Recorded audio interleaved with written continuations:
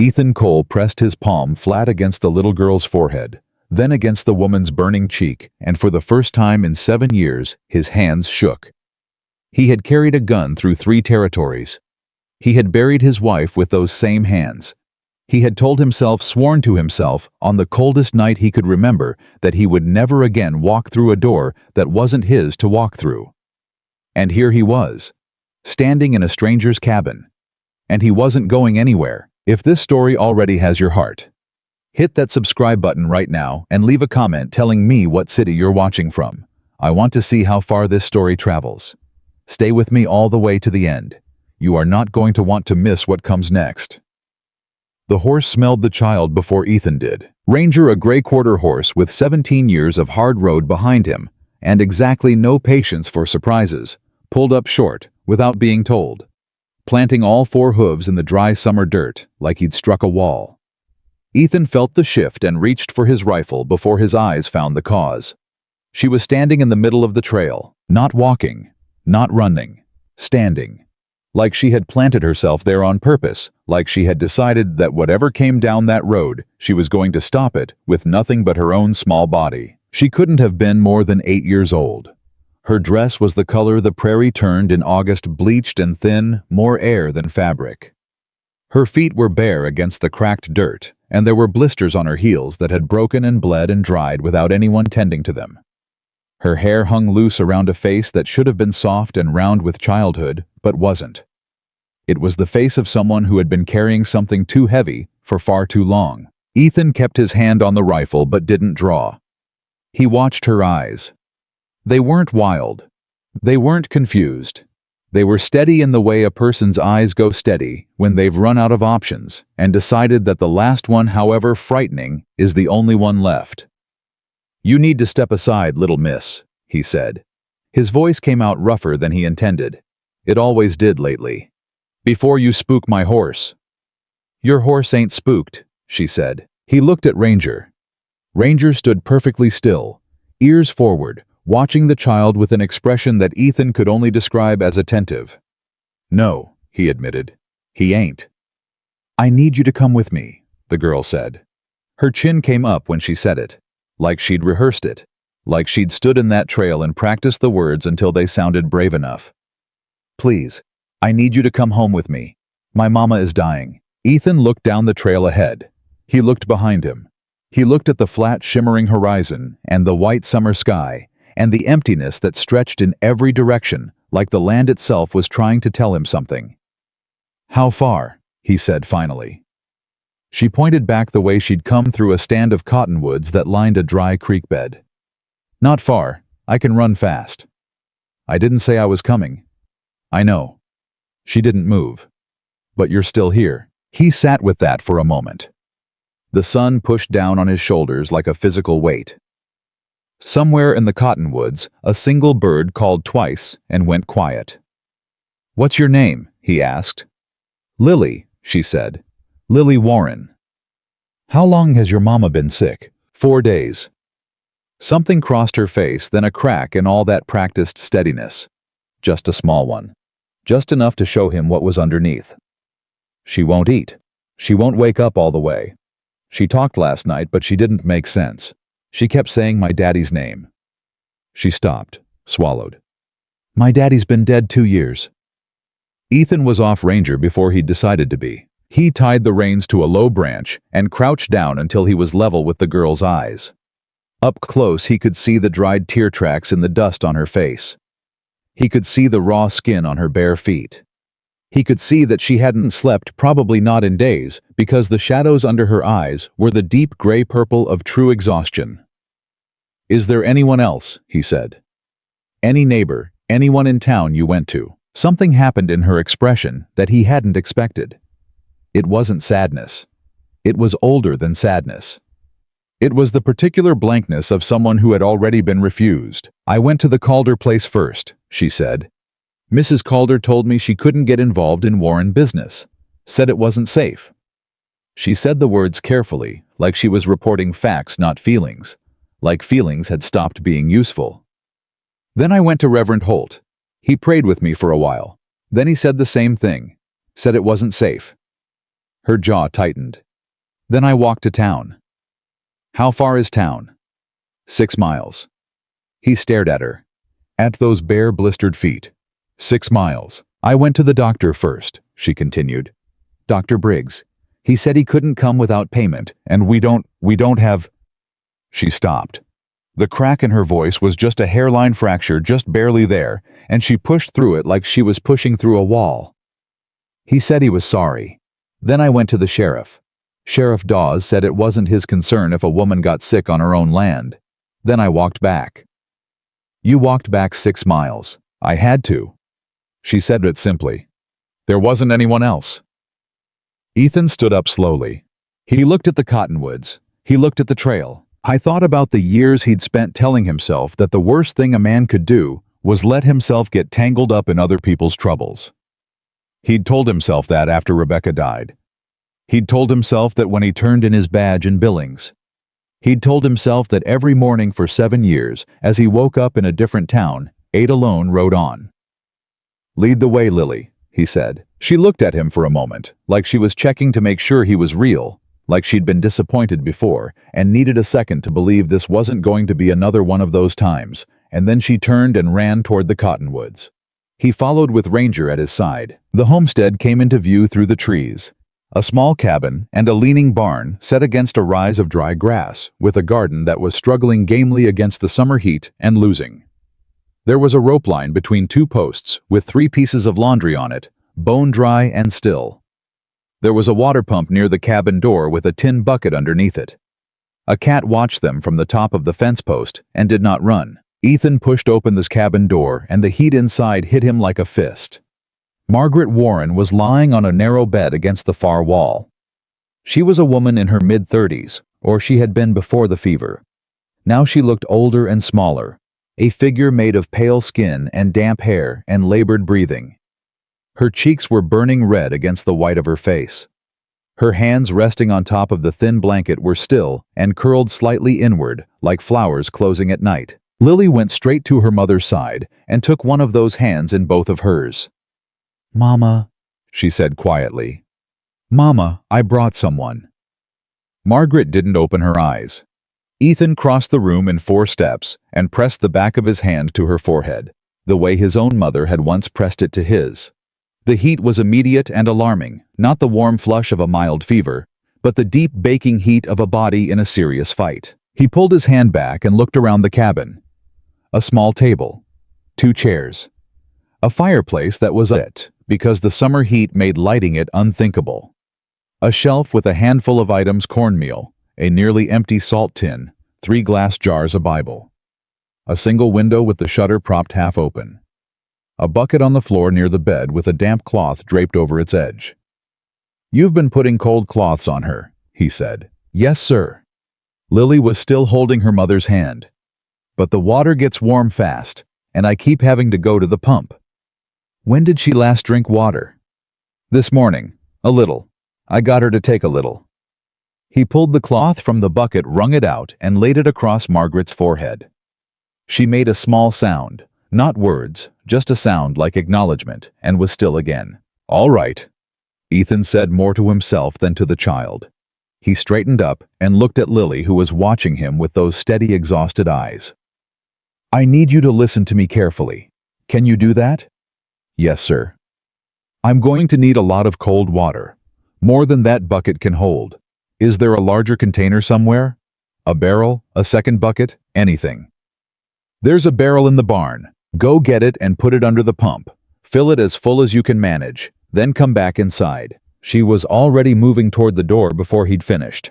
He watched her go, this small, blistered, sleepless child who had walked 12 miles in one day trying to save her mother's life, and he felt something in his chest that he hadn't felt in a long time.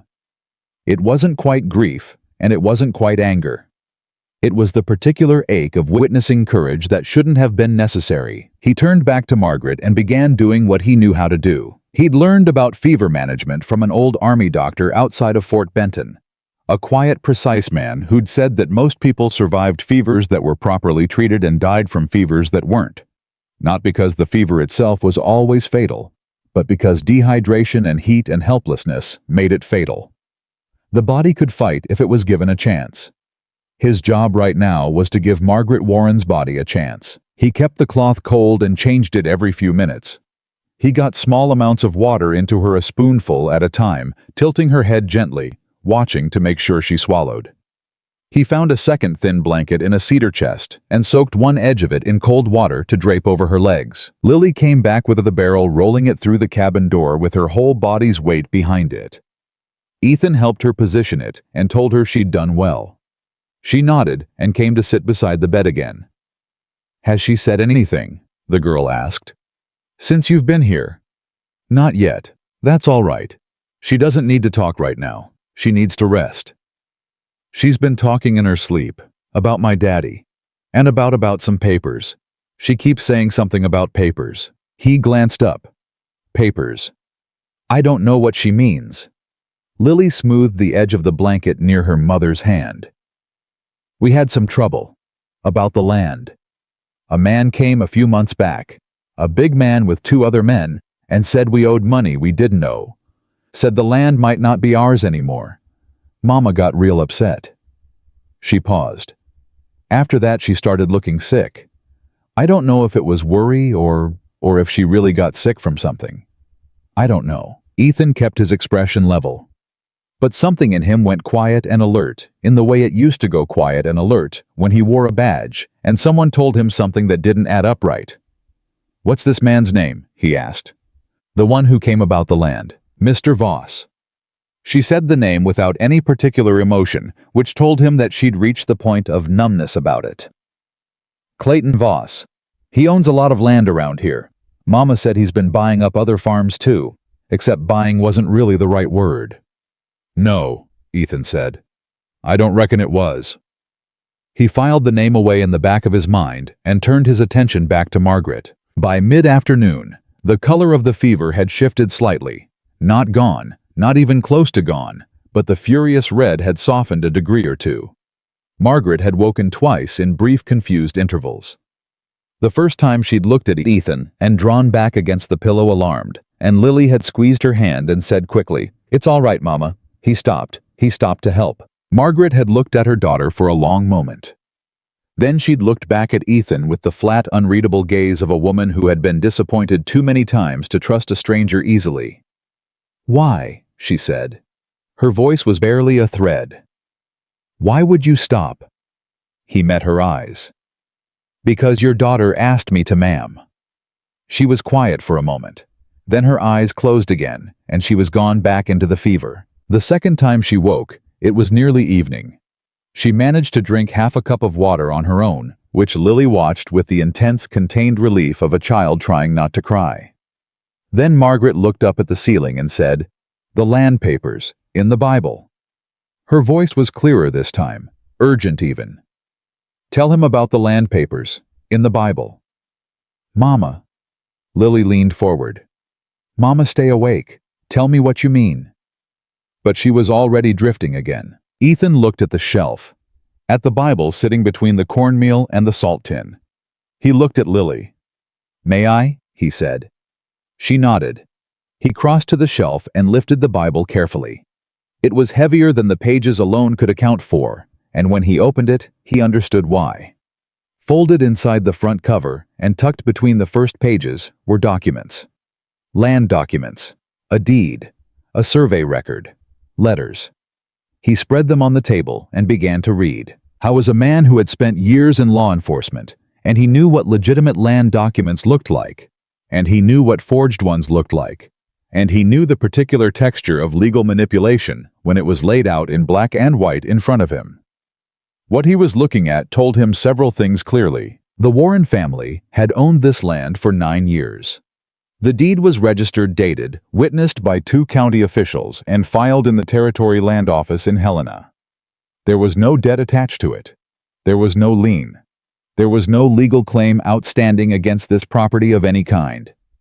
Whatever Clayton Voss had told Margaret Warren, he had lied. And a man who lied about a land claim, who sent 2 men along to deliver the message, who made sure the lie landed on a widowed woman with a child and no husband, to push back. That was a man who'd done this before. That was a man who knew exactly what he was doing. Ethan sat down at the table with the papers in front of him and stayed there for a long time thinking. Lily watched him from her place beside her mother. "What does it say?" she finally asked. He looked up.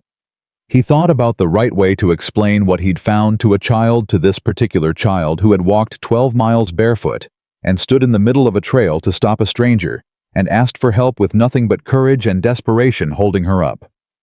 "It says," he told her carefully, "that this land belongs to your family. It always has." She stared at him. "Then why?" "Because sometimes people lie, Lily." He said it without softening it, because she'd already lived it, and she deserved the plain truth. And when someone powerful lies, the people around them often believe it, or pretend to. She thought about that. "The neighbors," she said slowly. "Mrs. Calder. She said it wasn't safe. She knew. Maybe. Or maybe she was just afraid of the wrong person." "Are you afraid of him?" He looked at her steadily. "No," he said. And he meant it not as bravado, but as fact. He'd been afraid of things in his life. Genuinely afraid in the bone-deep way that changes a person. He wasn't afraid of Clayton Voss. "Why not?" she asked. "Because I know what he is," Ethan said. "And knowing what something is takes most of the fear out of it." Outside the sun was going down, painting the cabin walls gold through the half-open shutter. In the distance a coyote called once and went quiet. The wind picked up for a moment, brushing through the cottonwoods, and then it died again. Ethan folded the papers carefully and put them back in the Bible. He set the Bible back on the shelf. "I'm going to stay tonight," he said, "in case she takes a turn. If she makes it through the night with the fever coming down, that's a good sign." Lily looked at him with those serious two-old eyes. "You don't have to," she said. "You already stayed all day. That's more than anyone else did." "I know I don't have to," he said. "That's not really the point." She was quiet for a moment. Then, "Are you going to leave in the morning?" He didn't answer right away. He looked at Margaret Warren's face, which was still flushed, but quieter now. He thought about the papers in the Bible. He thought about Clayton Voss. He thought about a 6-year-old, no 8-year-old child walking barefoot through summer heat for 12 miles, because every adult in reasonable distance had decided that it wasn't their problem. "I reckon that depends on how your mama is doing in the morning," he said finally. Lily seemed to accept that. She turned back to her mother and took her hand again, and sat quietly in the way that people sit when they've been sitting vigil for so long that stillness has become its own kind of action. Ethan then pulled his chair to the other side of the bed and sat down too. The cabin grew dark around them slowly. The cat from the fence post came in through the half-open shutter and settled at the foot of the bed with an air of prior ownership. Lily fell asleep in her chair sometime around the 3rd hour, still holding her mother's hand. Ethan sat and listened to Margaret breathe. Around midnight, the breathing changed. It steadied. The small labored catches between each breath smoothed out into something longer and slower, something that sounded less like fighting and more like rest. He leaned forward and pressed his hand to her forehead. The fire was still there, but it was lower now. Not out, but lower. He sat back in his chair and looked at this woman he didn't know. In this cabin, he had no business being in the middle of a situation that was going to be a great deal more complicated than one night of cold cloths and water. He thought about riding on. He thought about it honestly and clearly, the way he'd made himself think about hard things since Rebecca died. Not pretending the option wasn't there, not lying to himself about what the easier choice was. Then he looked at Lily's hand still wrapped around her mother's even in sleep. And he sat back in his chair and stayed where he was. By the time the first gray light came through the shutter, Margaret Warren's fever had broken. She woke to find a stranger sitting in the chair on the other side of her bed, hat in his lap, eyes dark with a night of no sleep, watching her with the careful attention of a man who has been waiting for something to happen and is glad that the thing that happened was this. She stared at him. "You stayed?" she said. Her voice was raw and weak but present, real, herself. "Yes, ma'am." "All night." "Yes, ma'am." She was quiet for a moment. Outside the cabin, birds were starting the early morning chorus that always sounded to Ethan more like argument than music. Lily brought you, Margaret said. It wasn't a question. She did. Margaret turned her head to look at her daughter, still asleep in the chair face, finally soft in the way children's faces are supposed to be, the vigilance and the exhaustion, temporarily released. Something moved across Margaret's face, a grief and a fierceness, and a love, all rolled into one expression that had no name for it. She walked to town, Margaret said quietly. Didn't she? All the way to town. And back, Ethan said. A long silence. What's your name? She said. Ethan Cole, ma'am. Ethan Cole. She said it like she was measuring it, like she was deciding whether to trust the sound of it. Why did you stop, Mr. Cole? People don't stop for us. That's been made fairly clear. He thought about how to answer that honestly. Because your daughter stood in the middle of the trail, he said. And she asked me to. Margaret closed her eyes. When she opened them again, they were wet. Not crying, not quite, but close. I found papers, he said carefully. In the Bible. About the land. Her eyes sharpened immediately. Fever, weakness, and exhaustion briefly replaced by something harder and more alert. You read them? Yes, ma'am. I was a lawman for 15 years. I know what I was looking at. Your land claim is legitimate. Whatever Voss told you, he lied. Her jaw set. I knew he lied, but I didn't know. She stopped. I didn't know how to fight it. I don't have money for a lawyer. I don't have a husband. I have Lily, and I have this land, and I have 9 years of work in every fence post and every furrow out there. And he looked me in the face and told me it was all going to be taken, and there wasn't a thing I could do. He was wrong about that last part, Ethan said. She looked at him. At this stranger who had sat in her cabin all night and read her legal documents and was now telling her in the gray early morning light that she had something worth fighting for and that the fight wasn't over. You don't owe us anything, she said. Her voice was careful, measured. You stopped. You helped. That's more than enough. You don't have to. I know I don't have to, he said. It was the second time he'd said that in the last 12 hours to 2 different Warrens, and it still meant the same thing both times. That's not really the point, ma'am. Something in her face shifted. Not trust, not yet. Trust took longer than a night and a conversation. But something adjacent to it. An openness. A willingness to consider the possibility. In the chair beside her, Lily stirred, blinked, and then sat up very straight in the way children do when they've been asleep in an unexpected place and need a moment to remember why. She looked at her mother, then at Ethan, then back at her mother. Mama, she said softly, you're awake. I'm awake, baby. Your fever. Lily pressed her small hand to her mother's forehead, exactly the way she'd watched Ethan do it a dozen times through the night. Her face shifted. It's lower. It's so much lower. I know. Lily looked at Ethan. She didn't say anything. She didn't need to. He picked up his hat from his lap and turned it once in his hands, a habit, an old one, something he did when he was making a decision. Then he set it back on his knee. I'll go pump some fresh water, he said, standing. Then I'll see about the horses. Margaret started. I know, he said. Ma'am. He walked to the door and pushed it open into the new morning. The sun was just clearing the horizon, laying long gold lines across the dry grass and the leaning barn and the fence posts and the garden and all the hard-won evidence of 9 years of work. He stood in the doorway for a moment and looked at it. Then he went to pump the water. The pump handle was cold in Ethan's hands at that hour, the kind of cold that didn't make sense given how brutal the day before had been, and he pumped it steady and slow, watching the water come clear and listening to the cabin behind him. He could hear Lily's voice through the open door. Couldn't make out the words, just the tone of it, that particular soft urgency children use when they're talking to someone they've been terrified of losing. He kept pumping. He didn't look back. Some moments weren't his to witness. He carried the full bucket inside, set it near the bed, and found Margaret sitting up against the headboard with Lily tucked under her arm. It was the first time he'd seen her upright.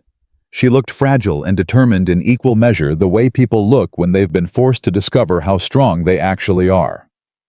You need to eat something, he said. There isn't much. Lily said quietly. Not ashamed, just honest. I went to the shelf, looked at what was there, came back and crouched by the fireplace. I'll make cornmeal. It's not much, but it's hot and it'll settle. You cook, Margaret said.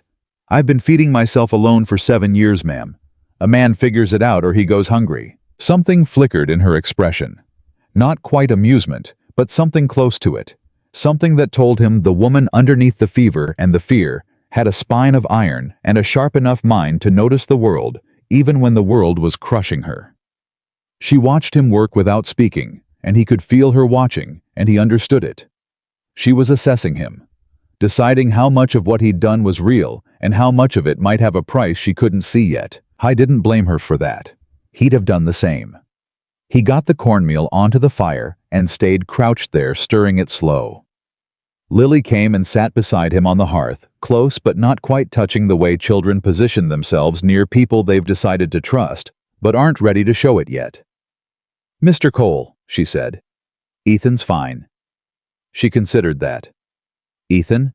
Are you going to talk to someone about Mr. Voss? I'm thinking on it. Thinking isn't doing, she said. He looked at her sideways. No, it isn't. But doing the wrong thing is worse than thinking a little longer. She seemed to accept that. She watched the fire. There's a man in town, Mr. Tucker, Samuel Tucker. He's a lawyer. Mama went to him when Voss first came. He wasn't unkind. He just said without more evidence there wasn't much he could do. She paused. But you found the papers. I did. That's evidence. It is, he said.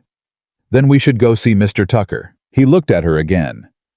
8-year-old blisters on her feet, hadn't slept in days, and already building a legal strategy. Your mama needs a few more days before anyone goes anywhere, he said. I know that. She said it with the patience of someone who has learned that knowing something and being able to act on it are two different things.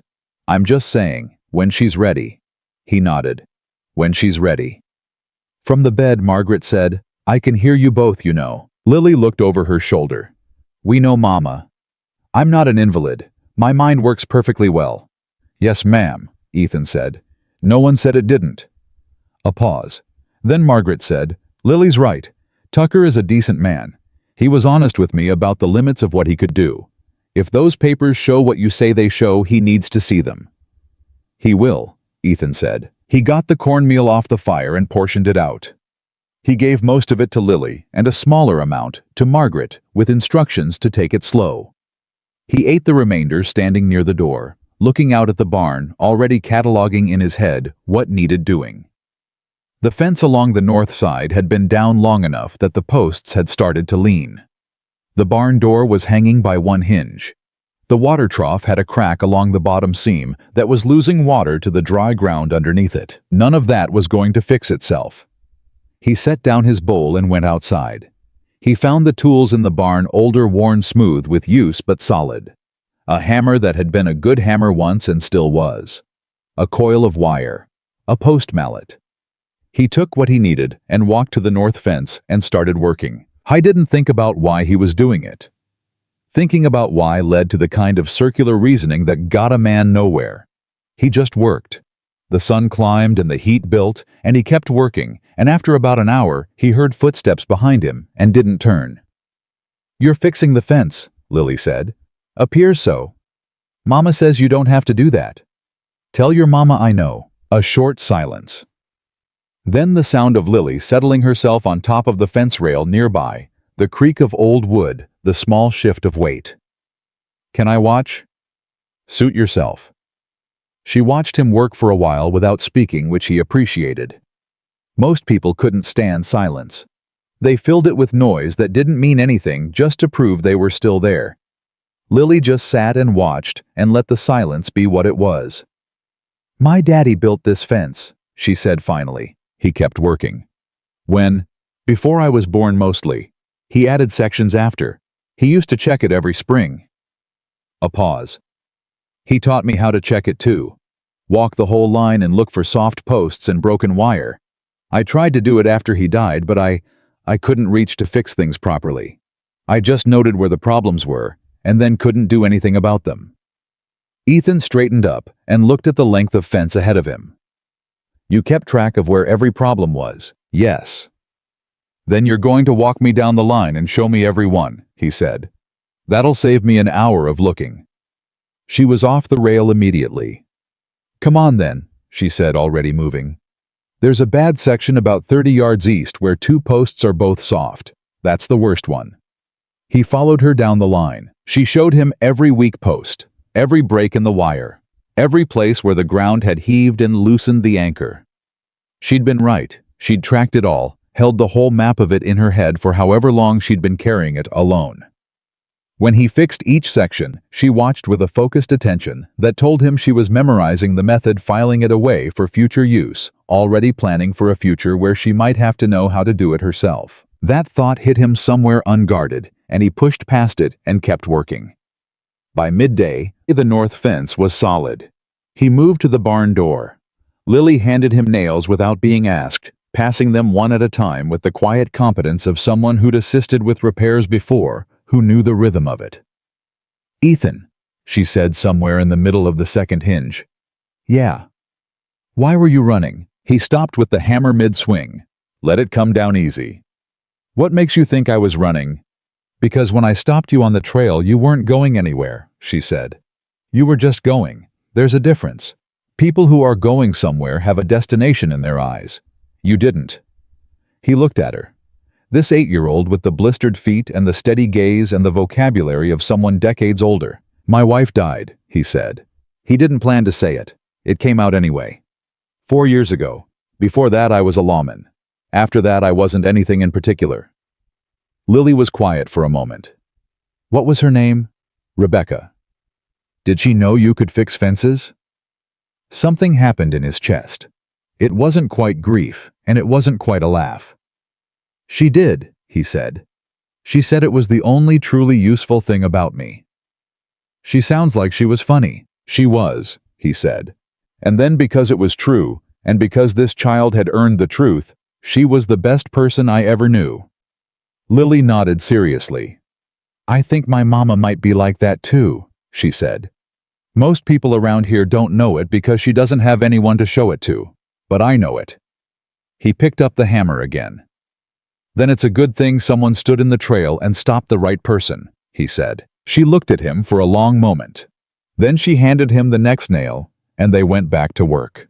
Margaret was on her feet by late afternoon. Not far, just to the chair by the table, moving slowly with one hand on the wall, waving off Ethan's instinct to step forward, with a look that said clearly she did not require assistance and would prefer he mind his business.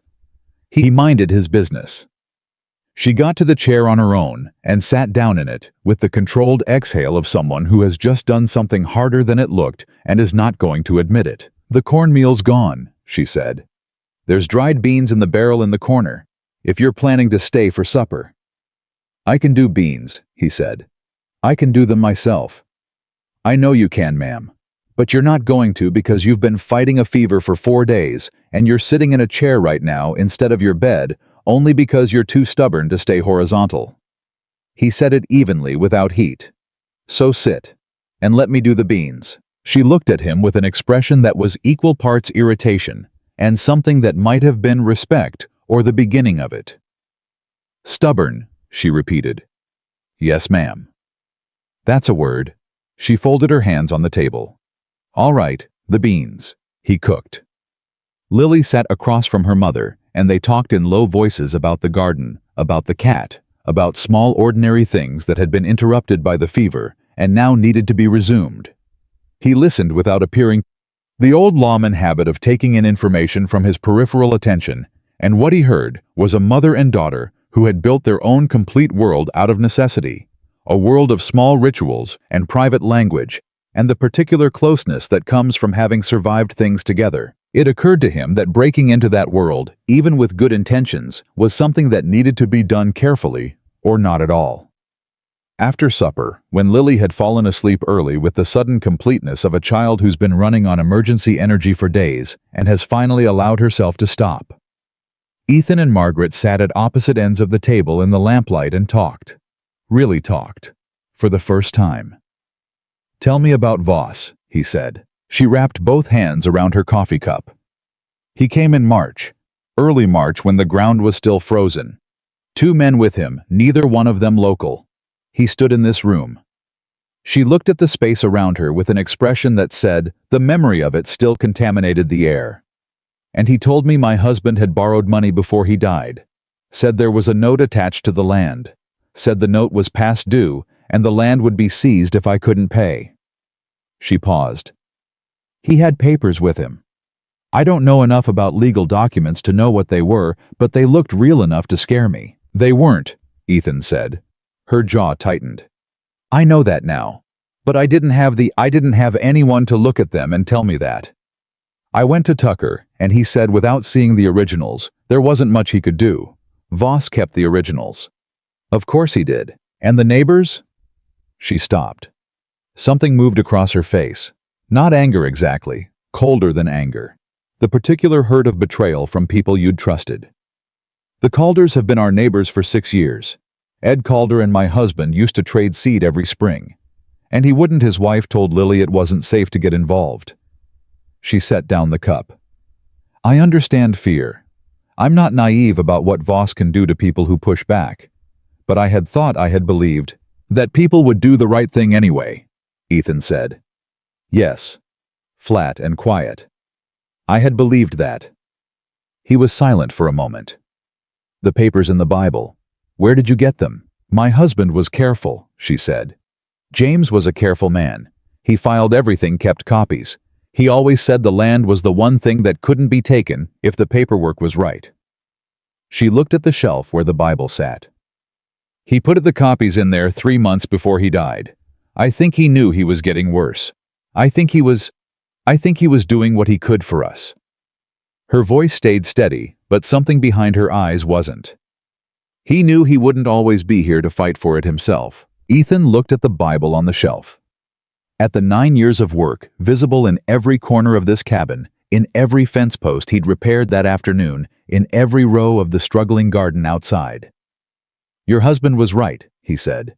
The paperwork is good, and Voss's claim is fabricated. There's no note, there's no debt, there's nothing legitimate behind any of what he told you. He paused.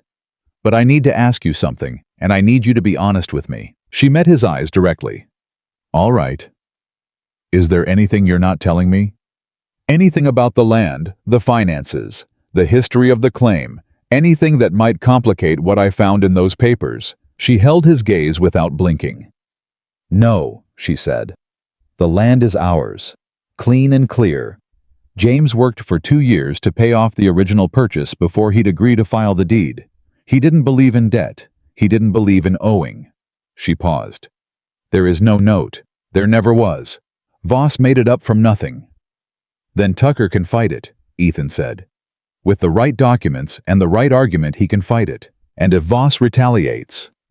She said it quietly but steadily, the way a person says something they've been holding in the back of their mind for months. He's not the kind of man who accepts losing quietly. Whatever he does in a courtroom, what he does outside of one. One thing at a time, ma'am. That's easy to say. I know it is. He looked at her.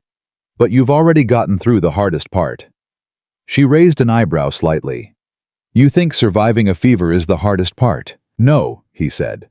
I think deciding to fight instead of giving up is the hardest part. And you already made that decision. You made it when you put those papers in the Bible. Your husband made it when he filed that deed. He paused. Lily made it when she stood in the middle of a trail and stopped a stranger. Margaret looked at her daughter's sleeping face across the room. Something shifted in her expression that complicated grief love, that had no name for it. She's too young to carry this, she said softly. She won't have to much longer, Ethan said. I give you my word on that. She looked back at him. A long look. The kind where you're trying to read what's underneath the surface of a person, trying to find the crack, or the angle, or the thing that explains why someone would do what this man had done. Why? She said, quiet and direct. Not the answer you gave me this morning. The real one. Why are you still here? He thought about that honestly. Because I've spent 7 years riding past things that were my business, he said finally. And I'm tired of it. She held his gaze for another moment. Then she picked up her coffee cup and looked at it and set it back down. "The beans were good," she said. "Thank you, ma'am." "You can call me Margaret." He nodded once. Margaret, outside in the dark. Something moved along the fence line, probably just a coyote, probably nothing. But Ethan's eyes went to the door automatically, the old lawman reflex, and stayed there for a beat before he looked away. It wasn't a coyote. He didn't say that to Margaret. Not tonight. Tonight she needed rest, and so did Lily, and so, if he was honest, did he. But he sat in the chair by the door after she went back to bed, and he kept his rifle across his knees, and he didn't sleep, because whoever had been walking that fence line in the dark had stopped at the north section, the section he'd repaired that afternoon, and stood there long enough to take a good look at the cabin. And that meant someone already knew that things at the Warren homestead had changed. He was still in that chair when the sun came up. Margaret found him there when she walked out of the bedroom. Rifle across his knees, hat pulled low, eyes open, and watching the door with the particular stillness of a man who has spent a night on guard and is trying not to show how much it cost him. She stopped when she saw him, looked at the rifle, looked at his face. "How long have you been sitting there?" she said. "A while." "That's not an answer." "No, ma'am, it isn't." She crossed to the fireplace and started building the morning fire with the quick, practiced movements of someone who has done it 10,000 times. She didn't ask again about the rifle, but he could tell from the set of her shoulders that she hadn't missed it, and she wasn't going to pretend she had. "Someone walked the fence line last night," he said. "East side, stopped near the cabin for a while, then left." Her hands went still on the kindling, just for a moment, then she kept moving. "Voss's men," she said. "Most likely. They've done it before. First time was in April, then twice in May." She struck the match without looking at him. "I stopped telling Lily. There wasn't anything she could do about it, and it just frightened her." "You should have gone to the sheriff." "I did." The fire caught.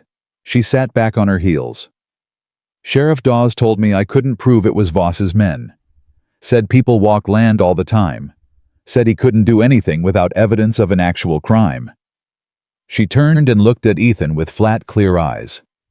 "He also told me very quietly on my way out of his office that Clayton Voss was a man who took care of the people who took care of him, and that I might want to think carefully about how much trouble I wanted to make." The fire snapped and popped between them.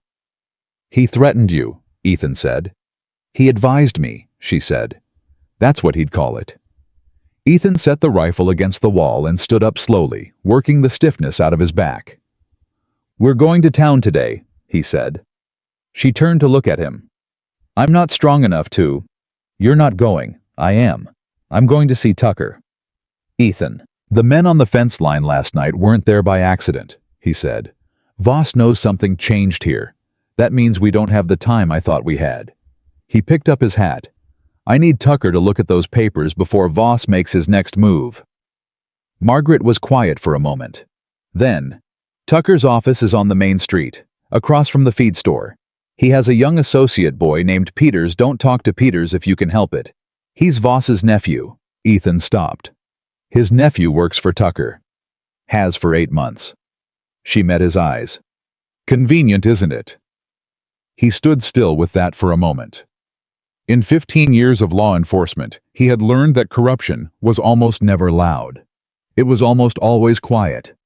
It wore respectable clothes and had an office on the main street and a young face that nobody looked at twice. "I'll be careful," he said. "Be more than careful." She stood up from the fireplace and faced him directly. "Whatever you find in that office, whatever. Tucker says, don't let Peters know what's in those papers. Don't let him know what you have. The moment Voss knows we have legal documentation that contradicts his claim, whatever restraint he's been showing disappears." "Understood." Lily appeared in the bedroom doorway in her nightgown, hair loose, eyes still soft with sleep. She looked at Ethan with his hat in his hand and her mother standing straight-backed by the fireplace, and understood immediately that something was happening. "What's going on?" she said. "Mr. Cole is going to town," Margaret said. Her voice had shifted back to calm, the deliberate calm of a mother managing what her child absorbs. "To see Mr. Tucker." Lily looked at Ethan. About the papers. About the papers, he confirmed. She nodded once slowly with the gravity of someone being included in a decision rather than protected from it.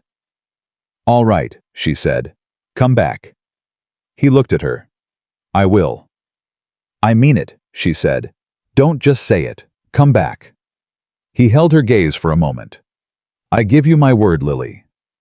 She studied him a second longer, decided to believe him, and went to help her mother with breakfast. The ride into town took 40 minutes on Ranger, and Ethan used every one of them to think. He turned the situation over in his mind, the way he used to turn cases over when he wore a badge, looking at each surface, each angle, each point where the facts didn't fit cleanly together. The fence line watchers. The corrupt sheriff. Voss's nephew inside Tucker's office. The fabricated debt, the forged claim, the fear that had spread through the entire community like something in the water. This wasn't opportunism. This was a system. Voss had built it carefully, piece by piece, and the Warren land wasn't the first target, and probably wasn't the last. A man didn't construct this kind of network for one homestead, which meant Tucker would know more than he'd told Margaret. Whether he'd tell Ethan was a different question. He found Tucker's office without difficulty and tied Ranger at the rail outside. Through the window he could see a young man at a front desk. Peters had to be sandy-haired and alert, in the way of someone whose job is to manage who gets through the door. Ethan pushed inside before Peters could arrange his face into a professional expression. I need to see Mr. Tucker, Ethan said. Do you have an appointment? I don't. Tell him Ethan Cole is here about the Warren land claim. Tell him it's urgent. Peters's eyes flickered just slightly, just a fraction of a second at the name Warren. Ethan caught it and filed it away. Mr. Tucker is in a meeting. Tell him, Ethan said. Quiet, not threatening, just absolute. Peters got up and went through the inner door.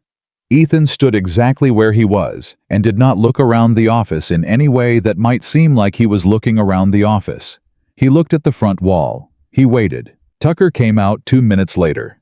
He was a compact man in his mid-50s, with silver at his temples and the careful eyes of someone who had spent decades reading people across a desk. He looked at Ethan the way he would look at a document he hadn't seen before, attentive, non-committal, reserving judgment. Mr. Cole, he said, come in. The inner office had no other occupant, which meant the meeting had been fiction. Ethan sat across the desk from Tucker and placed the folded land papers between them without preamble. These belong to Margaret Warren, he said. I think you'll find them relevant to the claim Voss has been making against her land. Tucker looked at the papers without touching them. Where did these come from? She's had them since her husband filed the deed. They were in the cabin. She didn't show me these when she came to see me. She didn't know what she had. Her husband stored them before he died. Ethan paused. Go ahead and look. Tucker picked up the papers and read. He was a practiced reader. His face didn't change much, but his eyes moved with a focused speed that told Ethan he was understanding exactly what he was seeing. He read everything twice. Then he set the papers down with the careful deliberateness of someone who is thinking very hard about what to say next. This deed is legitimate, Tucker said. I know it is. The filing date, the witnesses, the registration number, this is all verifiable through the Helena Land office. He looked up. Voss's entire claim falls apart against this. I know that too, Ethan said. What I want to know is what you know about Voss that you didn't tell Mrs. Warren when she came to see you. Tucker went very still. I told her the truth, he said. Without documentation. I'm not asking about then, Ethan said. I'm asking about now. You're a lawyer who's been practicing in this territory for 20 years? You know every land transaction in this county. You know Clayton Voss. And you know that what he did to the Warrens, he's done to other families. He leaned forward slightly. I need to know how many. The silence in the office stretched out long enough to become its own kind of answer. Then Tucker opened his desk drawer and pulled out a file that was considerably thicker than anything to do with just one family. He put it on the desk next to the Warren papers and looked at Ethan with the expression of a man who has been waiting for permission to do something he already knew was right. 6 families, Tucker said, that I can document. There may be more who were too frightened to come to me at all. He opened the file. All of them received visits from Voss or his men. Fabricated debt claims. Forged documentation. All of them either sold under pressure or are still holding on by their fingernails waiting to see what happens. He paused. The Warren case is the most recent. Also the most clearly documented on the legitimate side, which is probably why Voss has been slower to escalate with them. He knows a solid deed makes things complicated. Not slow enough, Ethan said. He had men on the fence line last night. Tucker's jaw tightened. How is Mrs. Warren? Recovering. She had a fever. She's stronger than she looks, and she's not going to be run off that land. He met Tucker's eyes. But she needs more than one man watching the fence line. She needs this in front of a judge before Voss decides that legal complications are less of a problem than he thought. I agree, Tucker said. With these documents and the testimony of the other affected families, if I can get them to come forward, we have a genuine case. Fraud, forgery, coercion. This could go well beyond the Warren land claim. He straightened the papers carefully. But I need to be honest with you, Mr. Cole. Voss has reach. He has money. And he has... Tucker's eyes moved briefly toward the outer office, and back ears in places they shouldn't be. His nephew, Ethan said flatly. Tucker's face showed something not quite guilt, but the complex expression of a man who has been navigating a compromise he doesn't like and knows it. Peters applied for the position 8 months ago. By the time I understood the situation fully, he'd been here long enough that removing him without cause would tip Voss off, Ethan said. Yes. Ethan looked at the file on the desk. At the 6 families documented inside it. At the careful, patient work of a lawyer who had been building something quietly, waiting for the piece that would make it viable. You were waiting for documentation, Ethan said slowly. You've been building this case for months. You just didn't have anything solid enough to take to a judge. Tucker met his eyes. I've been waiting for someone to walk through that door with exactly what you just put on this desk. A pause. The Warren deed is the clearest of all of them. It's the one that makes the fraud undeniable. Then use it, Ethan said. All of it. Take it to Helena. Take it to Judge Morrison if you have to go above the county level, and given Sheriff Dawes' situation, you do. Don't file anything locally. Don't talk to anyone local. And get Peters out of your office before the end of the day. Tucker blinked. On what grounds? Fire him for cause or invent a reason, or tell him the position's been eliminated. I don't care how you do it. But he cannot be in this building when you start making telegraph inquiries to Helena. Ethan stood. How long do you need to prepare what you have? 3 days, maybe 4. You have 2. He picked up the Warren papers from the desk. I'm keeping these. I'll bring them back when you're ready to file. I don't want them here while Peters is still in that outer office. Tucker looked at him for a long moment. Then he stood and extended his hand. You said you were a lawman. Former. I think that might be a matter of perspective, Tucker said. Ethan shook his hand and walked back through the outer office without looking at Peters and out into the street. He untied Ranger and swung up and rode the first half-mile out of town before he let himself think about what Tucker had said. 6 families. I thought about the weight of that. 6 families who had received the same visit, the same fabricated debt, the same quiet terror of watching something they'd built with their hands being threatened by a man with forged papers and paid muscle and a sheriff in his pocket. 6 families who had either given up or were still holding on alone waiting. He was 4 miles out of town when Ranger's ears went flat. Ethan had his rifle up before his conscious mind had finished processing why.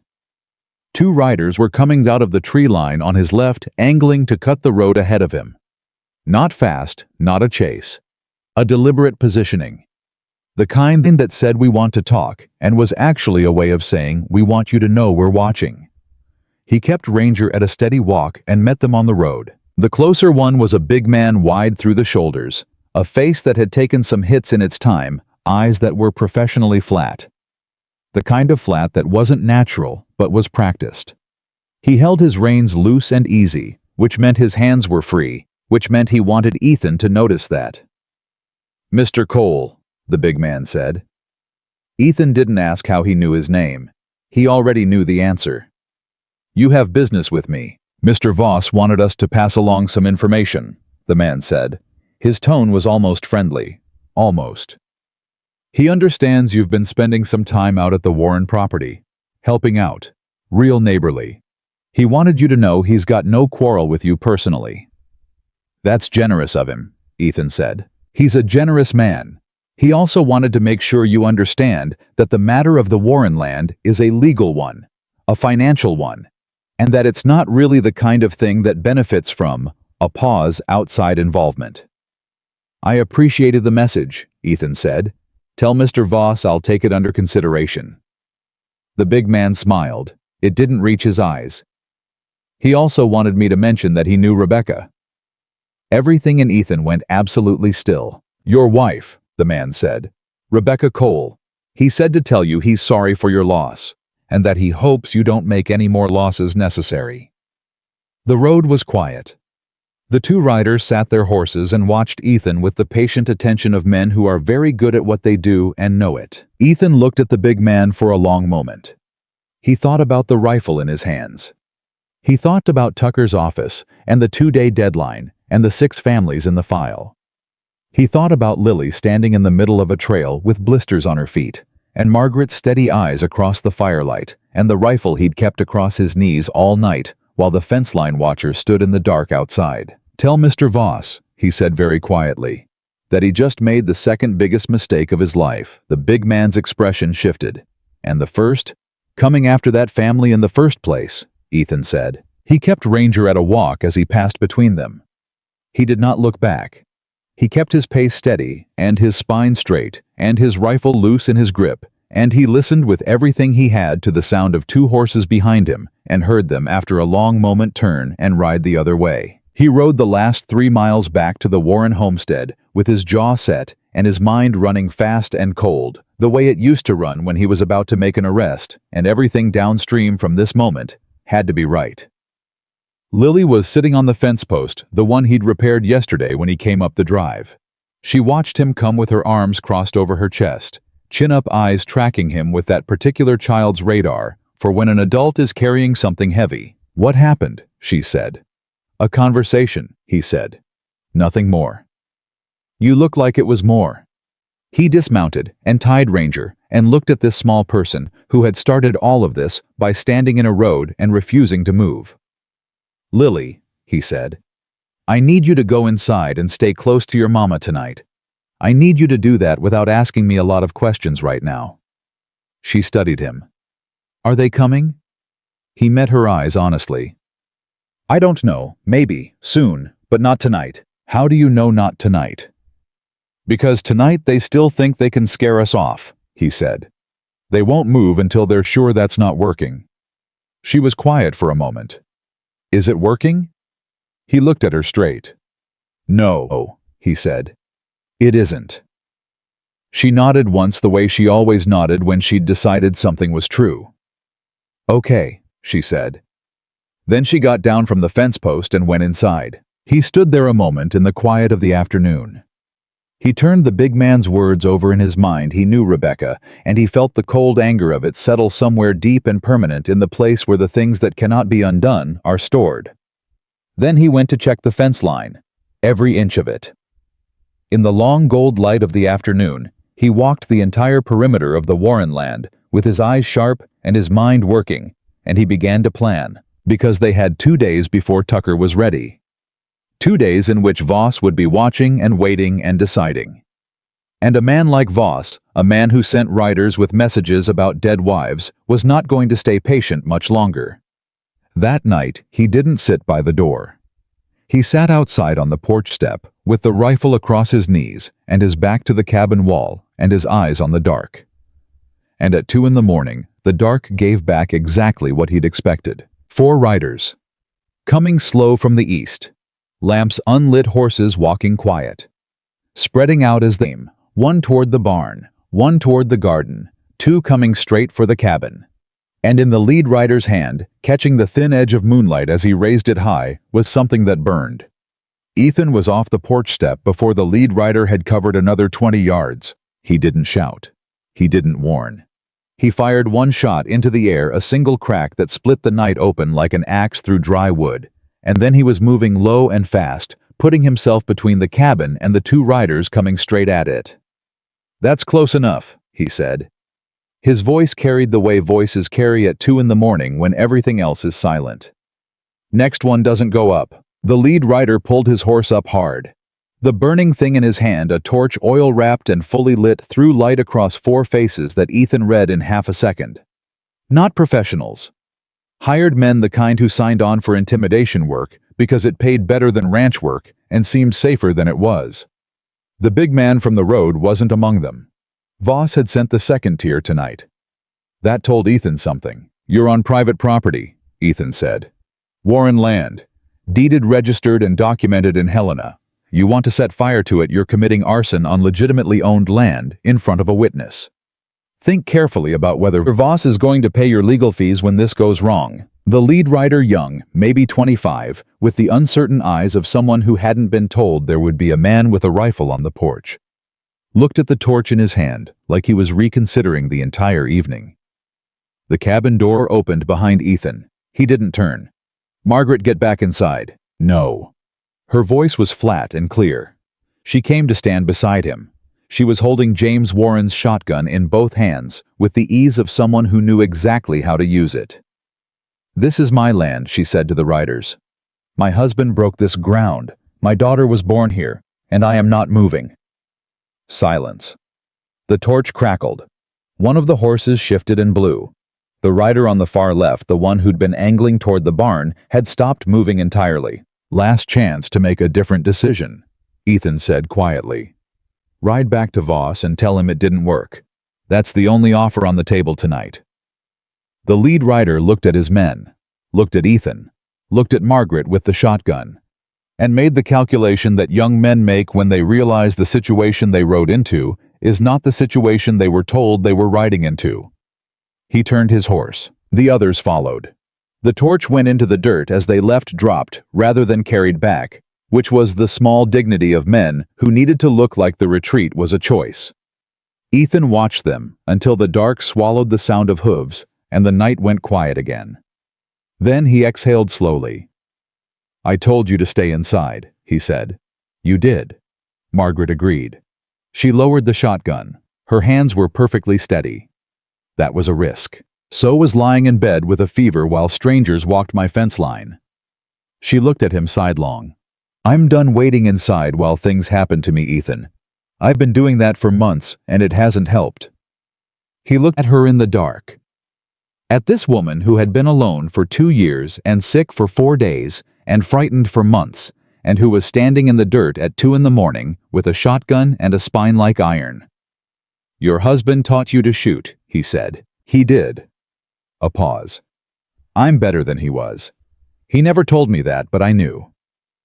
Something almost like a smile crossed Ethan's face. He turned back to where the torch smoldered in the dirt and went to stamp it out. "They'll be back," he said. "I know. Not tonight, but soon. Voss sent the second string tonight to test what we'd do. When they report back, he'll know the low-pressure approach is finished." He came back to the porch. "We're out of time for Tucker's 2 days. I need to ride to Helena myself." Margaret went still. "That's a 2-day ride. Day and a half if I push. And while you're gone, I'm going to leave you the papers," he said. "Hide them somewhere that isn't the Bible, somewhere Voss's men wouldn't think to look if they came inside. And I'm going to talk to the Calders before I leave." She stared at him. "The Calders won't."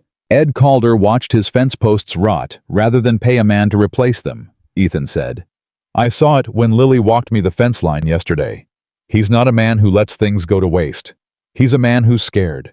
And scared men sometimes just need someone to show them the fear isn't as big as they thought it was." He paused. "I'm not asking him to fight. I'm asking him to watch. That's different." Margaret was quiet for a long moment. The night settled around them. Just insects now, just ordinary nighttime sounds. The world going back to its regular business, as if 4 men with a torch had never been there at all. "All right," she said finally. "Get some sleep. I'll leave at first light." She turned to go back inside. Then she stopped with her hand on the door and said without turning, "Be careful, Ethan. Not because we need you, because... She stopped, reconsidered. Just be careful. He watched her go in. He sat back down on the porch step with the rifle across his knees and stayed there until the sky started going gray, and then he went to saddle Ranger. He stopped at the Calder place on his way out. Ed Calder came to the door in his work clothes already up and looked at Ethan with the wary recognition of a man who knows a reckoning has arrived and has been half expecting it. "I know why you're here," Calder said before Ethan could speak. "Then you know what I'm going to say." Calder was a big man going soft with age, with the weathered face of genuine outdoor work and hands that knew what labor was. He looked past Ethan toward the Warren homestead in the distance. "My wife doesn't want trouble." "Your wife already has trouble," Ethan said. "All of you do. Voss isn't going to stop with the Warrens. You know that. You've known it." Calder's jaw worked. A man's got to think about his family. Margaret Warren's been thinking about hers alone for 2 years. Ethan kept his voice level. "She stood outside last night with a shotgun, while 4 of Voss's men came with a torch. Your neighbor, 6 miles down the road." The silence stretched. "I'm not asking you to go to war," Ethan said. "I'm asking you to watch the Warren place while I ride to Helena. You see trouble, you go to them, that's all. Can you do that?" Ed Calder looked at his hands. At the ground.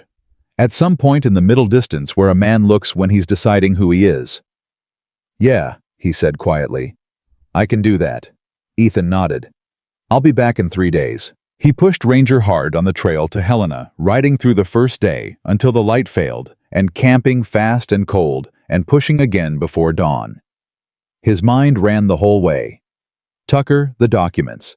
Judge Morrison, the 6 families in the file, Peters, and what he might have already told Voss. He turned it all over and organized it the way he'd once organized cases, building the structure of it, finding the load-bearing points. He arrived in Helena mid-afternoon of the second day and went straight to the territorial courthouse. Judge Augustus Morrison was a man in his late 60s who had been on the bench long enough to have seen every variety of human dishonesty and had arrived at a point of complete impatience with it. His clerk tried to tell Ethan he needed an appointment. Ethan put the Warren deed on the clerk's desk and said, "Tell the judge a former deputy marshal from Billings has documented fraud affecting 7 families in his territory and needs 20 minutes. He got 15. They ran 35. Morrison read the Warren documents. He read Tucker's summary, which Ethan had stopped to collect on his way through the county seat. Tucker had worked faster than expected, the file already organized and detailed and damning. Morrison read with the focused speed of a man who has trained himself to identify what matters and discard what doesn't. Then he set everything down and looked at Ethan over his reading glasses. "Voss has been operating this scheme for how long?" he said. "Best estimate 2 years, possibly longer. And Sheriff Dawes is either paid or coerced. Either way, he's not a resource." Morrison tapped his finger on the deed. "This document is unimpeachable. The Warren claim is solid. The fraud is clear." He paused. "It's the other families that will take time. Getting them to testify." "They'll come," Ethan said. "If they see the Warrens win, they'll come. People follow a first victory. They need to know it's possible before they'll risk it themselves." Morrison studied him. "You're confident." "I'm right," Ethan said. "And you know it." Another pause. Then Morrison called his clerk in and began dictating. "An emergency injunction. Voss's land claim against the Warren property suspended pending investigation. A warrant for examination of Voss's business records. Notification to the territorial marshal's office." It took 2 hours. When Ethan walked out of the courthouse, the sun was going down, and he had a certified copy of the injunction in his coat pocket and the weight of 3 days of hard riding in every muscle of his body. He slept 4 hours, then rode back. He made it to the Warren homestead on the afternoon of the 3rd day and heard the voices before he came through the cottonwoods. Not one voice, several. He came up the drive to find 3 wagons in the yard, the Calders and 2 other families he didn't recognize, and Ed Calder standing near the cabin door with his hat in his hands, talking to Margaret, who was standing straight and clear-eyed, with more color in her face than Ethan had seen since the fever. She looked up when Ranger came into the yard, and something moved across her face. Relief quickly contained, replaced by steadiness. But he'd seen it. "You made it," she said. "I said I would." He dismounted and reached into his coat. "Judge Morrison signed an injunction. Voss's claim is suspended. There's a territorial marshal coming to execute it within the week." The yard went quiet. Ed Calder stared at the paper in Ethan's hand. "That's legal and binding," Ethan said. "Voss can't move on this property or any of the other affected properties while the investigation is open. If he tries, he's in contempt of a territorial court order." One of the men from the other wagons, older with the look of someone who'd been carrying a weight for a long time, stepped forward. "You're talking about the Hester place too, and the Brennan family. Tucker's file covers all of them," Ethan said. "Every family Voss targeted is included in the investigation." The man's face did something complicated. He looked at his wife still on the wagon seat and then back at Ethan. Then he took off his hat and held it to his chest and didn't say anything because some things don't have words that fit them. Lily appeared in the cabin doorway and looked at Ethan with the specific assessment of someone checking that a person has returned in the same condition they left. Then she came off the porch and stood beside her mother. "Did it work?" she said. "It worked," he said. She nodded once slowly. Exactly the way she always nodded when she'd decided something was true. Then she went back inside because Lily Warren had never been a child who made a production of being right. The afternoon moved into evening, and the families in the yard didn't leave. Someone built a fire. Someone produced coffee. Ed Calder's wife, who had told Lily it wasn't safe to get involved, sat beside Margaret at the table outside and talked in a low voice for a long time. And whatever she said made Margaret press her lips together and look at the ground for a moment before she looked up and nodded. People made choices, and then they made different choices, and sometimes the second one was the one that told you who they actually were. Ethan sat on the fence post, Lily's fence post, the one she always chose, and drank his coffee and watched the fire, and listened to the sound of people talking who had stopped being afraid of the same thing on the same day. It was a particular sound. He'd heard it before at the end of hard cases, and it never sounded quite like anything else. Tucker arrived the following morning. He came with Peter's conspicuously absent fired the previous day. He told Ethan quietly for mishandling of client documents. Technically accurate, sufficient for the purpose. Peters had ridden out of town that same evening, which told them both everything they needed to know about where he was going and what he was saying. "Voss knows," Tucker said. "I expected that. He's been making inquiries about Judge Morrison, trying to find leverage. He won't find any." Ethan looked at the lawyer. Morrison didn't get to his position by being the kind of man who has leverage. Tucker sat up at the table outside and went through the documents with the families, one by one. The Hesters, the Brennans, two other couples. Ethan hadn't met. Each of them had a version of the same story. Each of them had a piece of evidence that fit against the others, like parts of a larger picture. Ethan sat with Margaret through most of it. Not to advise. Tucker didn't need his help, but because she'd asked him to stay close, and he understood that the asking had cost her something, and so he stayed. At one point between family, she turned to him and said very quietly, "How did you know Ed Calder would come?" "I didn't," he said. "I just knew he wasn't a man who wanted to be the person he'd been acting like. Sometimes that's enough." She thought about that. "You read people. 15 years of law enforcement. Is that why you knew the torchmen would leave last night, because you'd read them?" "Partly." He paused. "Partly because Voss hadn't sent his best. He was testing. Men who are testing don't commit to a fight they're not sure of." She looked at him. "And now that he knows testing didn't work. Now he has a court order between him and this property," Ethan said. "That changes the calculation." "Does it change the danger?" He met her eyes honestly. "Not yet, but it changes who's on the right side of the law, and that matters more than most people think." She held his gaze for a long moment. Outside, Tucker's voice continued in its steady, careful way, building the legal structure of something that was going to outlast all of them. "Ethan," she said. "Yeah, thank you, not for the court order, not for the injunction or the fence or the—" She stopped. "For not riding past," she said. "That's what I'm saying. For not doing what everyone else did. He looked at the fire, at the families gathered around it, at Lily, who had come back outside and was sitting next to the older man from the other wagon with what appeared to be a serious conversation in progress, both of them leaning forward with their elbows on their knees in identical postures. "Don't thank me yet," he said. "Why not?" "Because Voss hasn't been in a courtroom yet." He set down his cup. "And a man like that, a man who's built what he's built, doesn't go quietly into a judge's verdict." He paused. "He's going to try something before this gets to court. Something larger than 4 men with a torch." Margaret followed his gaze to the fire, to her daughter, to the families who had come because they'd finally decided that fear was heavier than risk. "Then we'd better be ready," she said. "Yes," Ethan said. "We better had." 3 days later, the summons arrived from Helena. The Warren case had been formally docketed. Judge Morrison had set a hearing date. Tucker's filing named Voss, directly fraud, forgery, coercion, and 3 additional counts that the Territorial Attorney's Office had added once they'd seen the scope of the documentation. And attached to the summons in Morrison's precise handwriting was a note that said simply, "Bring the deed. Bring the witnesses. Come ready to finish this." Ethan read it twice. Then he handed it to Margaret.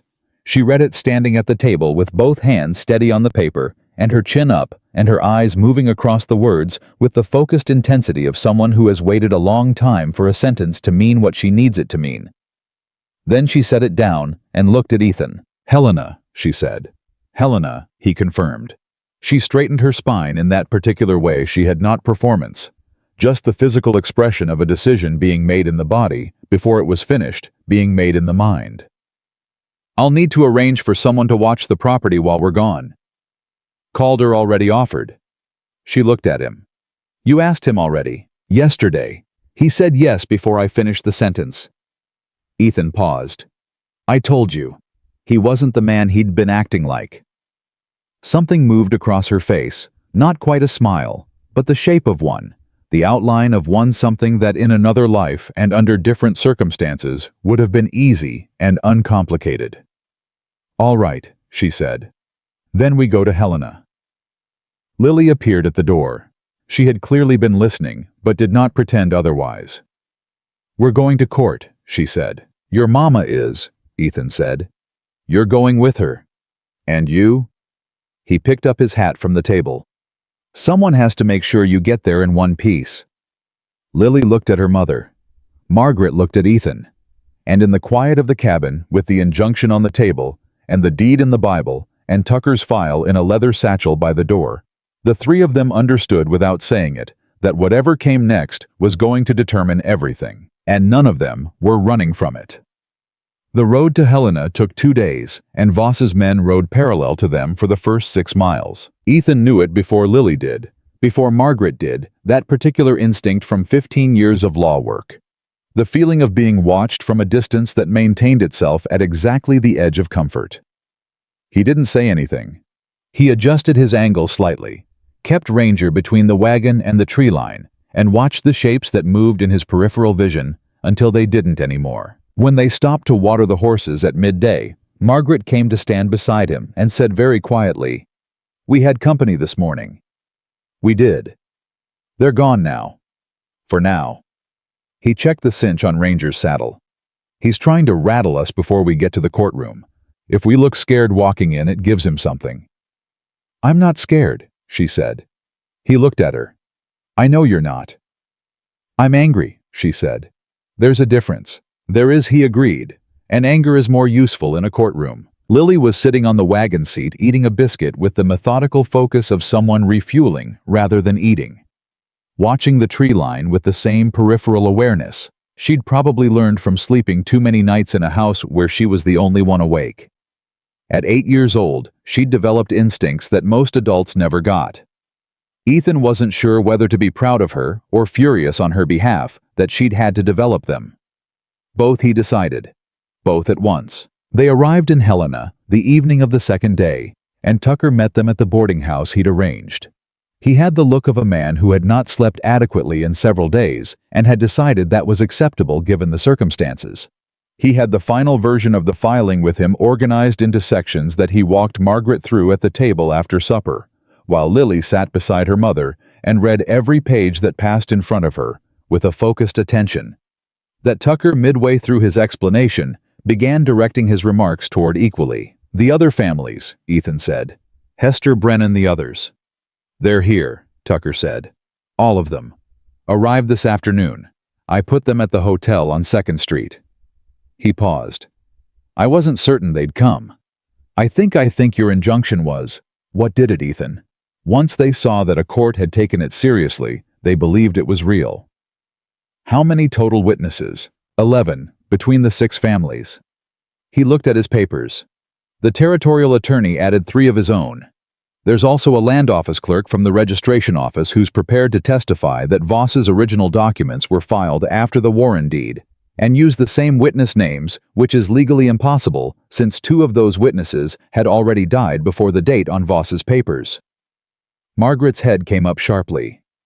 "He used dead men as witnesses." "He did," Tucker said.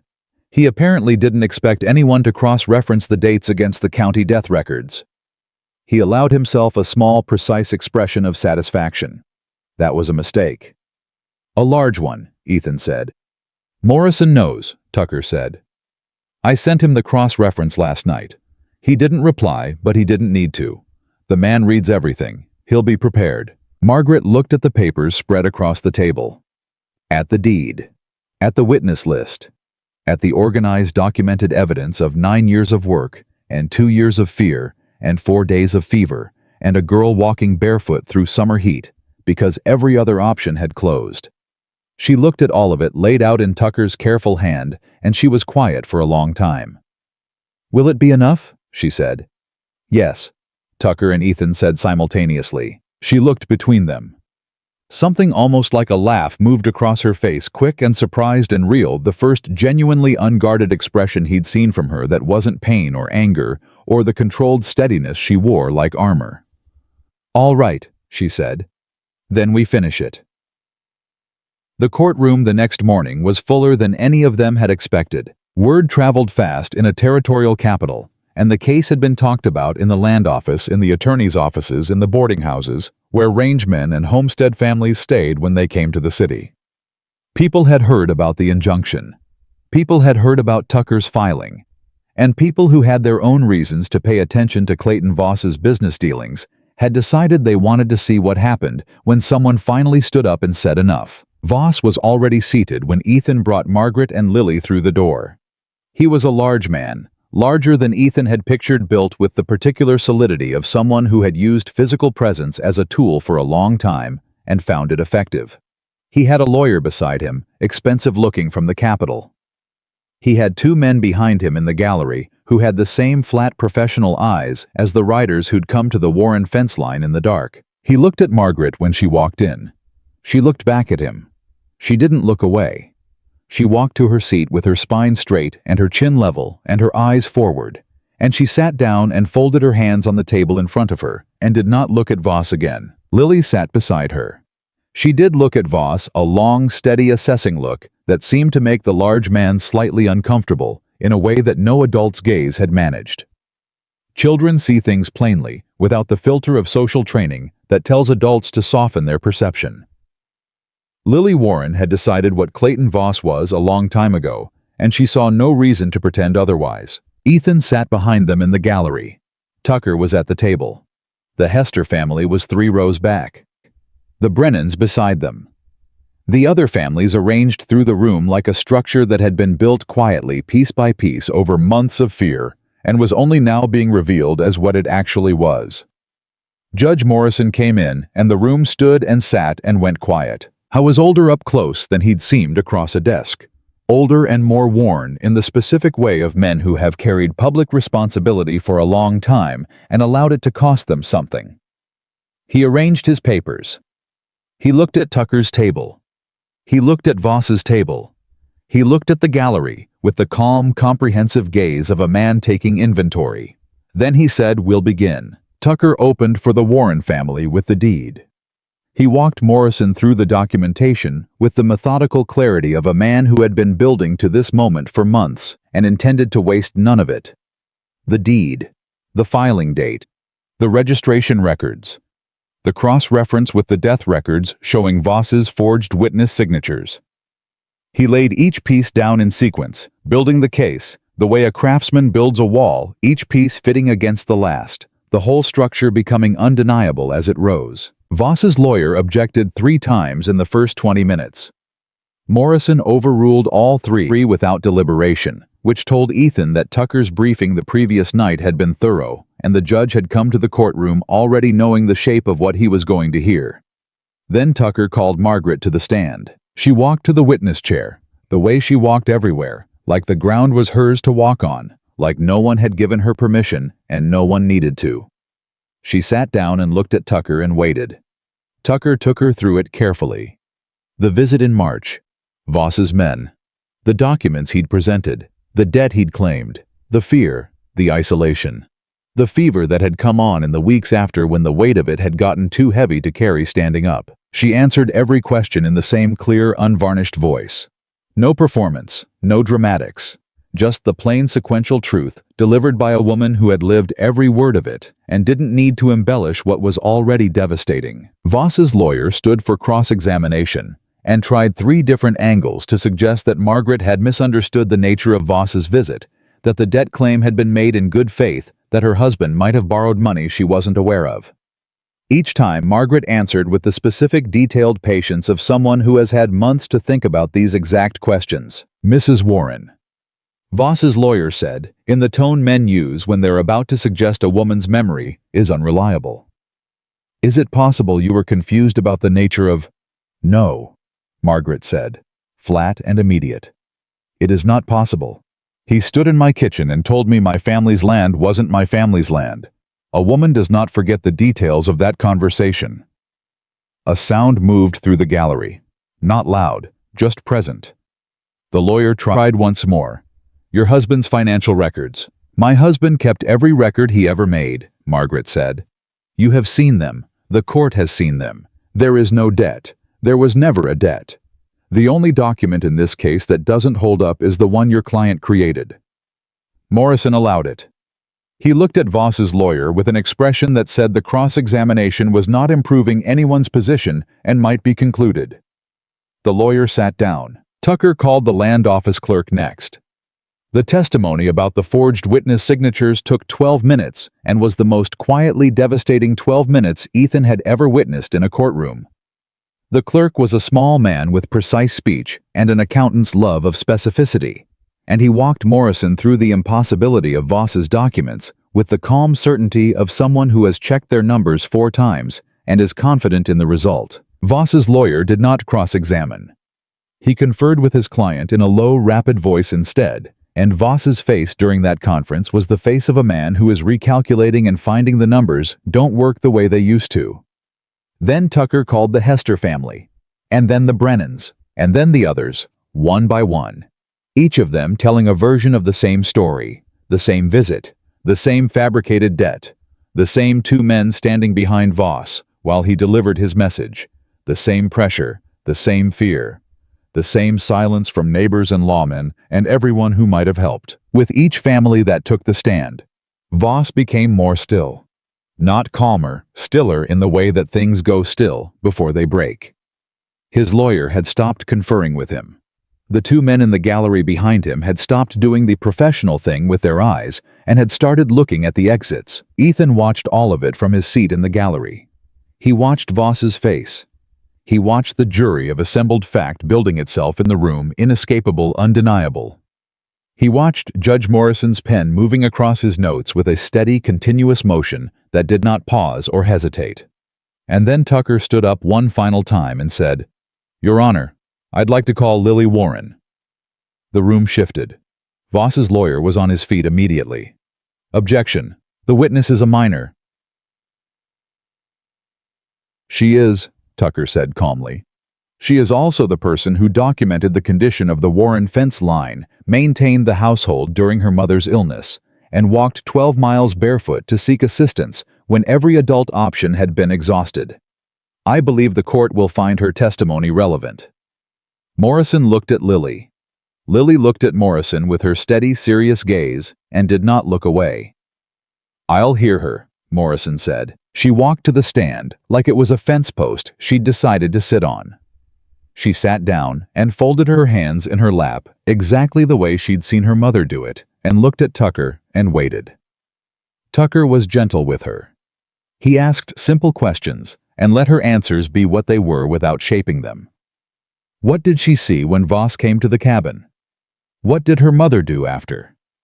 What happened when her mother got sick? Who did she go to for help? She answered everything plainly. The Calders, Reverend Holt, Dr. Briggs, Sheriff Dawes. 6 miles to town, 6 miles back.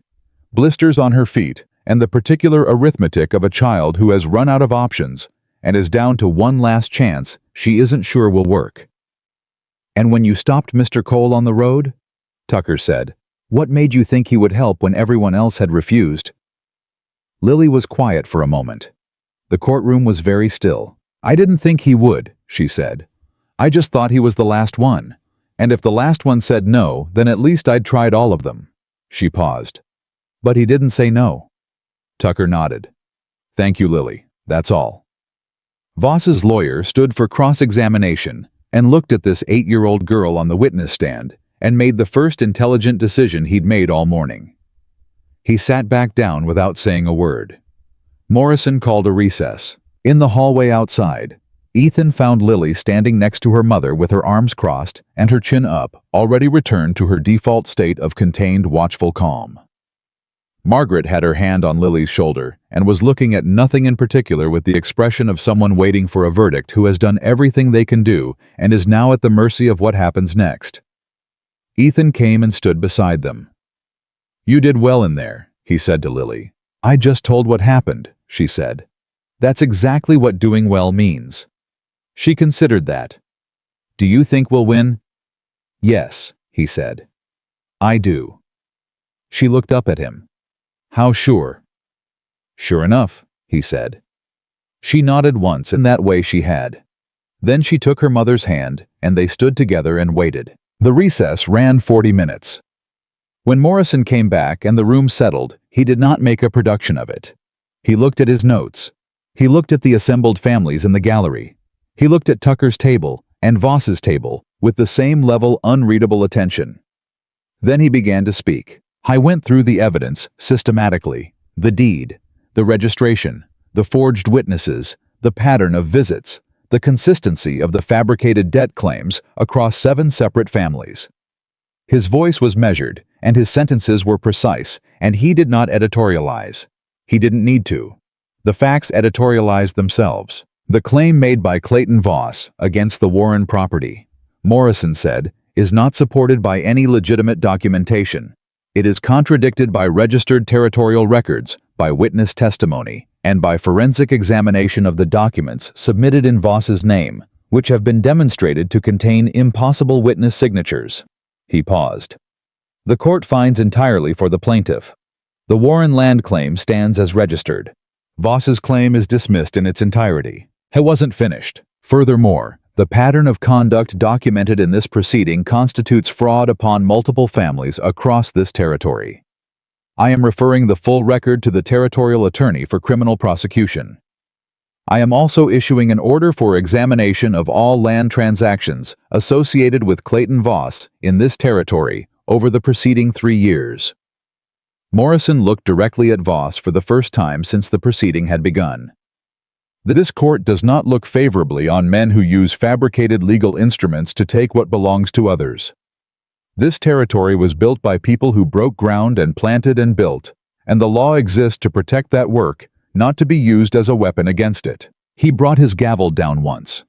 The sound of it in that room was the cleanest sound Ethan had heard in a long time. Voss stood up. His chair scraped back, and he stood, and for a moment the room held its breath, because a man who has been publicly dismantled has choices about what he does next, and not all of those choices are rational. His lawyer put a hand on his arm.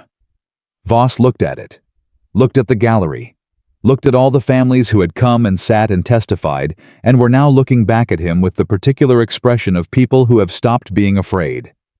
He sat back down, and something left the room with his sitting, some pressure, some weather, some force that had been pressing down on all of them for months and months, suddenly simply gone. Margaret turned in her seat and found Ethan's eyes. She didn't say anything. She didn't need to. He nodded once. She turned back and pressed her hand over her mouth for just a moment, just one, and then she took it away and straightened her spine and put her arm around Lily. Lily looked up at her mother. Then she looked over at the gallery where the Hester family sat, and the Brennans and the others, all of them quiet in the way of people who haven't fully processed yet that the thing they feared has stopped, and she said to no one in particular, in her plain 8-year-old voice, "Good." Outside the courthouse. Tucker shook Ethan's hand for a long time without speaking. The other families came out in ones and twos and stood in the street with the uncertain blinking quality of people stepping into different air. The Hester man. The older one who'd taken his hat off the day Tucker read them. The injunction came over to Margaret and said something quiet to her that made her nod and grip his hand briefly and nod again. Voss came out last, flanked by his lawyer and his 2 men from the gallery. He looked at Ethan across the width of the street. Ethan looked back. Nothing was said. Nothing needed to be. Voss knew, and Ethan knew that he knew that the architecture of what he'd built was coming down. Not just the Warren claim, not just the fraudulent deeds, but all of it brick by brick, case by case, as the territorial attorney worked through what Morrison had handed him. Voss turned and got into his carriage and drove away, and within the month he would be facing criminal charges, and within the year his name would mean something different in that territory than it had, not power, not influence, not the quiet fear his visits generated, but the specific kind of notoriety that attaches to men who overreached and lost publicly in a courtroom in front of everyone who mattered. But that was later. Right now he just drove away. Ethan watched him go. Lily appeared beside him, slipping her hand into his, without preamble or announcement, the way children do when they've decided something and don't see the need to make a speech about it. He looked down at her. She was watching the carriage disappear with the same steady assessment she brought to everything. "Is it over?" she said. "The worst of it," he said. "Yes." "What about the rest of it?" "I thought about that. About the fence line that needed continued watching, and the property that would need care through the coming winter, and the garden that was struggling but alive, and the barn door that still listed slightly, even after his repair, and the cat that had decided the cabin was its permanent home, and the Bible on the shelf with the deed inside it that was now irrevocably safely the Warren family's. He thought about Margaret's face across the firelight when she'd said thank you for not riding past. He thought about a gray-haired quarter horse that had stopped without being told in the middle of a hot summer trail because something had been worth stopping for. The rest of it, he said, is just living. Lily seemed to find that acceptable. She kept his hand and didn't let go. Margaret came to stand on his other side. The 3 of them stood together in the Helena Street while Tucker gathered his papers behind them, and the Hester family and the Brennans talked among themselves, and the ordinary business of the territorial capital went on around them, indifferent to the fact that something had just been settled that had needed settling for a long time. "We should start back tomorrow," Margaret said. "The Calders have the property, but I don't like leaving it too long." "Tomorrow," Ethan agreed. She was quiet for a moment. Then, "I've been thinking." "About what?" "About the North Pasture. It's been sitting unused for 2 years. James always meant to put cattle on it, but he ran out of time." She paused, and in the pause was the weight of everything. James Warren had run out of time for, and the quiet grief of a woman who had long since made peace with carrying that weight and chosen to carry it forward rather than stay still under it. "I think it's time to use it." Ethan looked at her. At the level way she was looking back at him. At the question that wasn't quite a question. The offer that wasn't quite an offer. The opening that a woman like Margaret Warren would only make once and would not make smaller than she'd made it. "You'd need someone who knows cattle," he said. "I'd need someone who knows a lot of things," she said. "Fence lines, legal documents, when to sit by a door with a rifle, and when to go to Helena." She held his gaze. "Someone who isn't going anywhere." Lily, still holding his hand, said nothing. She looked up at the sky with the studious attention of a child who is pointedly not appearing to listen. Ethan looked at Ranger tied at the post nearby. At the road south. At the flat, familiar emptiness of a horizon he'd been riding toward for 7 years without arriving anywhere. Then he looked at Margaret. "I reckon I know cattle well enough," he said. Something settled in her face. Not triumph, not relief exactly, but the quiet, certain expression of a decision that was always going to be made and has finally been made, the recognition of something that was already true, being spoken aloud for the first time. "All right then," she said. Lily squeezed his hand once hard, and then let go and walked back toward Tucker with the brisk purposefulness of a child who has accomplished what she set out to accomplish and is now ready to move on to the next thing.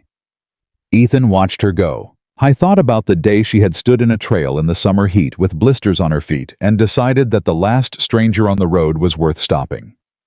He thought about what it meant to be the person someone chooses when they're out of choices, the weight of that, and the grace of it.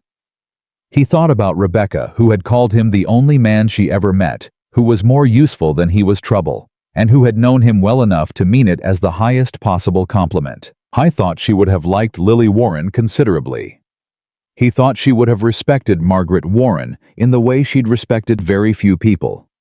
He thought she would have told him in her clear and uncomplicated way that stopping was exactly right, and riding on would have been exactly wrong, and what took you so long? He picked up his hat from where he'd been holding it and set it on his head. The road back to the Warren homestead was 2 days south. The north pasture needed cattle. The barn door still listed.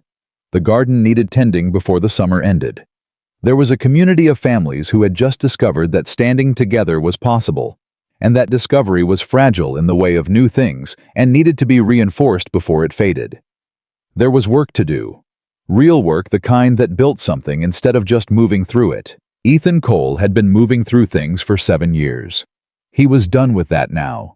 The man who had once ridden past everything that asked something of him had learned somewhere between a dusty summer trail and a territorial courtroom that the things worth stopping for were the things that made the stopping mean something, and that a home was not a place you were born into, but a place you chose with your whole self on purpose, even when choosing it cost you the safety of the road. He had stopped. He had stayed. He had fought for something that wasn't his and discovered in the fighting that it was. And for Ethan Cole, that was not the end of a journey. It was the first day of one worth taking.